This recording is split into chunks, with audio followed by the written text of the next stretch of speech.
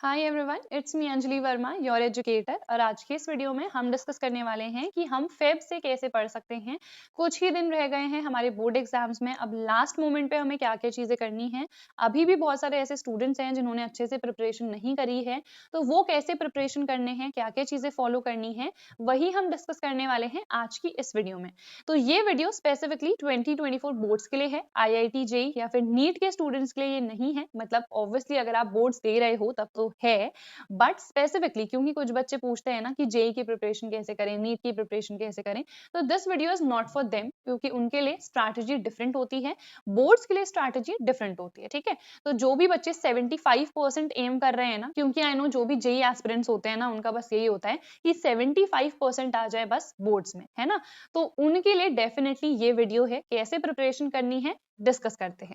तो सबसे पहले तो कंप्लीट सिलेबस आपको करना है। ऐसा नहीं है कि कुछ भी छोड़ देना है, कोई भी चैप्टर्स ना आपको छोड़ने नहीं है, क्योंकि हर चैप्टर से कुछ ना कुछ क्वेश्चंस आते हैं। और कई ऐसे चैप्टर्स होते हैं ना जो लगते तो हमें दूर से डिफिकल्ट है, बट एक बार जब हम उनको कर लेते हैं ना तो हमारे लिए बहुत आसान हो जाते हैं, एंड वहीं से 6 से 7 नंबर के क्वेश्चन आ जाते हैं। तो मान लो डिफिकल्ट समझ के अगर आपने उस चैप्टर को छोड़ दिया होता और वहां पे इतने ईजी क्वेश्चन आ गए हैं, तो वो तो आप ही का लॉस था ना, क्योंकि इतने सिंपल क्वेश्चन थे और जहां पे आप स्कोर कर सकते थे वहां पे आप नहीं कर पाए। इसीलिए ना आपको कंप्लीट सिलेबस करना है। अब आप कहोगे लिमिटेड टाइम है, चैप्टर्स बहुत सारे बचे हैं, कैसे कंप्लीट करें। तो YouTube है आपके पास फ्री ऑफ कॉस्ट, YouTube खोलो। YouTube में इतने सारे फ्री वन शॉट लेक्चर्स हैं, उनको देखो। आपको सिंपली वन शॉट से अभी पढ़ना है। अभी आपको ना डिटेल्ड लेक्चर्स पे बिल्कुल भी नहीं जाना है, just study simply from the one shots. मैंने फिजिक्स, केमिस्ट्री और मैथ्स तीनों के लिए ही वन शॉट्स डाल रखे हैं। इसके अलावा मैंने एक्सपेक्टेड क्वेश्चंस भी डाल रखे हैं, जिनमें प्रीवियस ईयर क्वेश्चंस इंक्लूडेड हैं।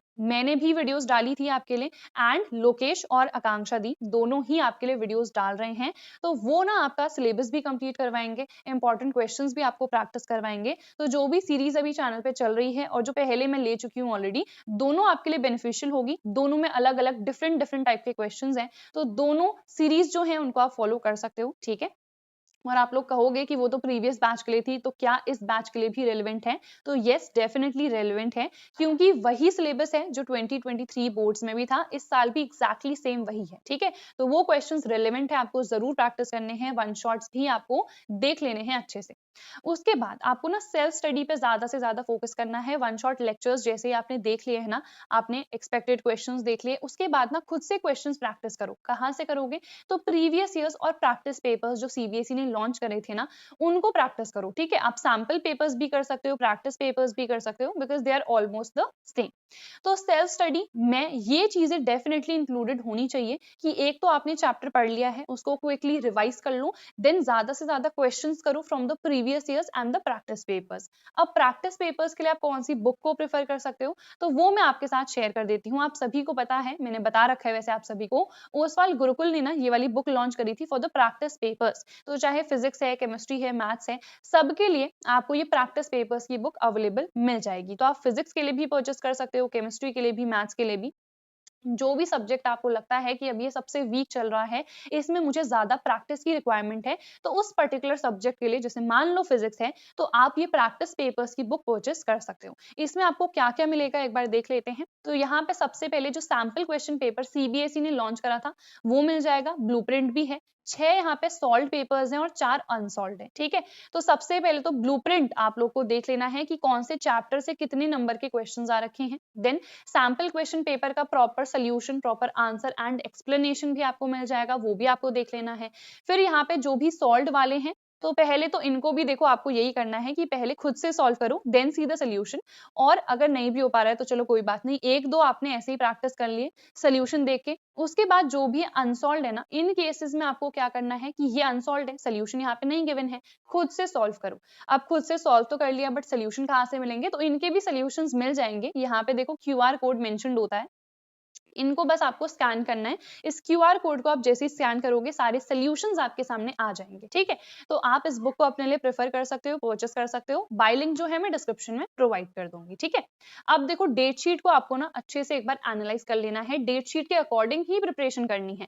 मान लो केमिस्ट्री में ना मेरी कम प्रिपरेशन है, बट यहाँ पे मुझे दिख रहा है कि इनफ गैप्स हैं तो मैं इजीली कर लूंगी। अब मान लो फिजिकल एजुकेशन है, तो उस केस में तो मेरे को ऐसा लग रहा है कि यार बहुत ही कम गैप है, मैं अच्छे से प्रिपरेशन नहीं कर पाऊंगी, तो फिजिकल एजुकेशन मैंने पहले से ही अच्छे से प्रिपेयर कर लिया। तो ये सारी चीजें ना आपको एक बार अपने लिए खुद से अच्छे से देखनी पड़ेंगी कि कितने हमें गैप्स मिल रहे हैं, उन गैप्स के अकॉर्डिंग क्या उस टाइम पे मैं अच्छे से प्रिपरेशन कर पाऊंगी।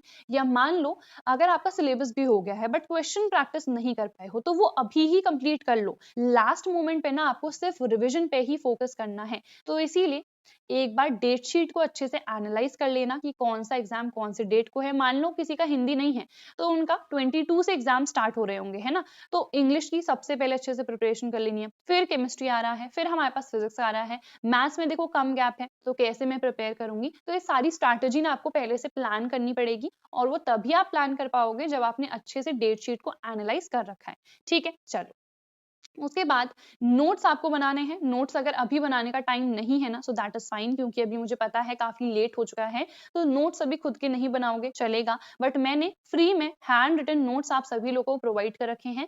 पीडीएफ की जो लिंक है आपको डिस्क्रिप्शन में मिल जाएगी। एक प्लेलिस्ट की लिंक है, जैसे केमिस्ट्री के लिए अलग प्लेलिस्ट मैंने बना रखी है, फिजिक्स के लिए अलग प्लेलिस्ट मैंने बना रखी है, उनके डिस्क्रिप्शन में, उन वीडियोस के डिस्क्रिप्शन में पीडीएफ की लिंक है।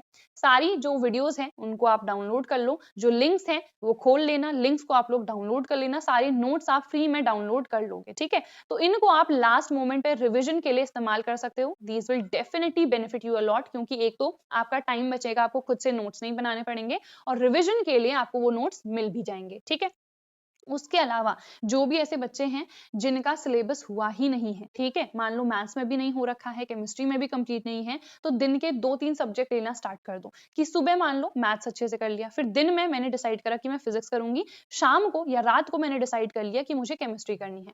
तो इस तरीके से ना डिवाइड कर लो कि कौन से टाइम पे आपको कौन सा सब्जेक्ट पढ़ना है, एंड 2-3 सब्जेक्ट लो दिन के, तभी जाके सिलेबस कंप्लीट हो पाएगा। ठीक है, देन अपनी टू डू लिस्ट ना प्रॉपरली बना लो। अगर मान लो आज मैंने मैथ्स का एक चैप्टर कर लिया है, कल मैंने डिसाइड करा है कि मैं 2 चैप्टर्स कंप्लीट करने वाली हूँ। मान लो मैं फिजिक्स और केमिस्ट्री नहीं पढ़ रही हूँ, मैंने डिसाइड करा है पूरे दिन में मैथ्स ही करूंगी, तो 2 चैप्टर्स मैंने टारगेट सेट कर लिया है। तो ये आपकी टू डू लिस्ट में मेंशन होना चाहिए। और जो भी हमारे कुछ एक्स्ट्रा एक्टिविटीज भी होती है, मान लो आप डेली बेसिस पे मेडिटेशन करते हो, हेल्दी खाना खाते हो, जो भी टू डू लिस्ट में है वो सारी चीजें पहले से ही लिख लेना एक दिन पहले। ठीक है, चलो उसके बाद ये जो सब्जेक्ट्स आप बिल्कुल हल्के में लेते हो ना, Hindi, English, physical education, CS, इनको हल्के में नहीं लेना है, इनकी भी अच्छे से प्रिपरेशन करनी है। तो जिन भी बच्चों का इनफ सिलेबस हो चुका है, उनका फिजिक्स, केमिस्ट्री, मैथ्स में सिलेबस हो चुका है, इन सब्जेक्ट्स पे फोकस करना स्टार्ट कर दो, क्योंकि these subjects can change your percentage. English में अगर बहुत कम नंबर आ गए तो अल्टीमेट जो परसेंटेज बनेगी वो बहुत कम बनेगी, और आप नहीं चाहते हो कि ऐसा हो, है ना।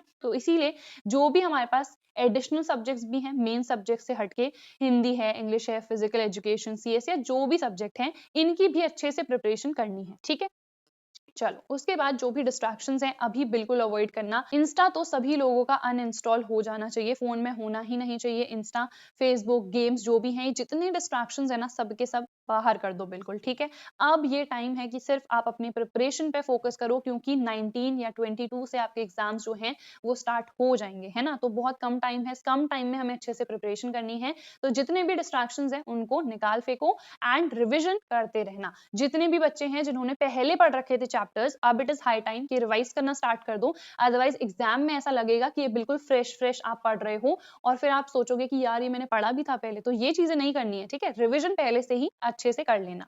उसके बाद जैसे हमारे पास जो डायग्राम्स होते हैं ना, चाहे बायो में हो या केमिस्ट्री में भी कुछ डायग्राम्स होते हैं, उन डायग्राम्स को आपको अच्छे से प्रैक्टिस करनी है उनकी। ठीक है, आप प्रॉपर्ली ड्रॉ करो, ये नहीं कि बस देख लिया तो हो गया, खुद से ड्रॉ करो जितने डायग्राम्स हैं। जो भी रिएक्शंस हैं अगेन उनकी रिटन प्रैक्टिस करो, जो भी डेरिवेशंस हैं उनकी भी रिटन प्रैक्टिस करो। कॉन्सेप्चुअल क्वेश्चंस आते हैं हमारे फिजिक्स में, केमिस्ट्री में, तो क्या कॉन्सेप्ट है वो समझो, किस बेसिस पे आपको आंसर करना है वो आपको आना चाहिए।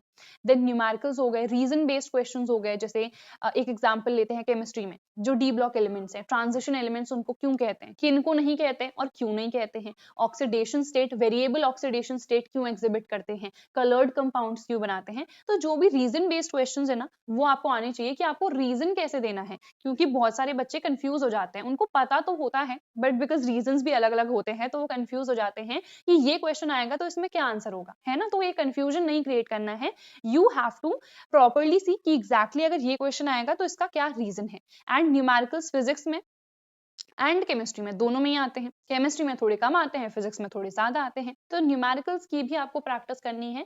ऐसा नहीं कि न्यूमेरिकल्स छोड़ दिए, क्योंकि बहुत बार ना न्यूमेरिकल्स भी इजी वाले आ जाते हैं। तो एटलीस्ट अगर हार्ड वाले करने का भी टाइम नहीं है तो इजी और मीडियम लेवल तो करके ही जाना, ठीक है, क्योंकि ये भी आते हैं एग्जाम में और अगर आपने कर रखे हैं तो आप इजीली कर लोगे, है ना। तो ये सारी चीजें आप लोग को फॉलो करनी है। इसके अलावा भी अगर आपको कोई भी डाउट होता है तो आप कमेंट बॉक्स में छोड़ सकते हो।